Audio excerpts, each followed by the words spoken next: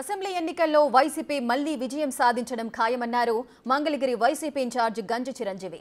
ప్రజలు జగన్కే మళ్లీ ఓటు వేసి గెలిపిస్తారన్నారు. మరిన్ని వివరాలు మా ప్రతినిధి మల్లికార్జున్ అందిస్తారు. వైసీపీ నేతల సమావేశాలు జరగబోతా ఉన్నాయి. మరి కాసేపట్లో కూడా ఈ సమావేశం ప్రారంభం కాబోతోంది. వర్క్షాప్ పేరుతో కూడా ఈ సమావేశాన్ని నిర్వహిస్తున్న పరిస్థితి కనిపిస్తుంది. ప్రస్తుతం మనతో మాట్లాడేందుకు మంగళగిరి వైసీపీ సమన్వయకర్త ఉన్నారు. ఆయనతో మాట్లాడదాం. అన్న, ఎలా చూస్తూ ఉన్నారు? ఈరోజు సమావేశాన్ని వర్క్షాప్ పేరుతో కూడా నిర్వహిస్తూ ఉన్నారు. ఎలా జరగబోతోంది ఈ సమావేశం? ఈ సమావేశం వైఎస్ఆర్సీపీ పార్టీ 2024లో అత్యధికమైన మెజార్టీతో 175కు 175 విజయం సాధించడానికి పార్టీ నాయకులకి కార్యకర్తలకి దిశని నిర్దేశించడానికి మా గౌరవ ముఖ్యమంత్రి వైఎస్ జగన్మోహన్ రెడ్డి గారు ఈ సమావేశం ద్వారా అందరినీ కూడా నూతన ఉత్సాహం నింపి దిశని నిర్దేశించబోతున్నారు. చాలా స్పష్టంగా ఇప్పటికే 175కి 175 విజయం సాధించబోతున్నాం అనేది స్పష్టత ఉంది రాష్ట్ర ప్రజలకి.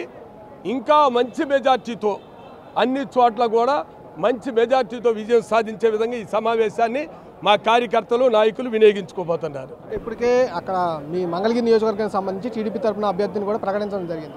మంగళగిరి వైసీపీ అభ్యర్థిని ఎప్పుడు ప్రకటించే అవకాశం ఉంది?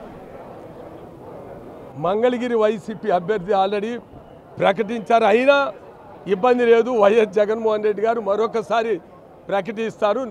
దానివల్ల వచ్చిన ఇబ్బంది ఏం లేదు. నారా లోకేష్ గారు నాన్ లోకల్ 19లోనే 5337 ఓట్లతో ఓడిపోయాడు. ధనంతో గెలుద్దాం అనుకుంటున్నాడు. కానీ వైఎస్ఆర్సీపీకి జగనన్న బలం, జనబలం, దైవ బలం ఉంది. 2019లో మెజార్టీ కన్నా 3 రెట్లు మెజార్టీతో మంగళగిరిలో విజయం సాధించబోతున్నాం. అంటే మొన్న మీకు ప్రకటించారు సమన్వయకర్తగా, వాళ్ళే అభ్యర్థులు అవుతారా? అది మా గౌరవ ముఖ్యమంత్రి వైఎస్ జగన్మోహన్ రెడ్డి గారి ఇష్టం. ఆయన ఏది నిర్ణయం తీసుకుంటే ఆ నిర్ణయానికి కట్టుబడి పనిచేస్తాం. అంటే ఇప్పటికే చేరికలు ఎక్కువగా జరుగుతూ ఉన్నాయన్న, లోకేష్ సమక్షంలో చేరికలు ఎక్కువగా జరుగుతూ ఉన్నాయి. దీని మీద ఏం చెప్తారు?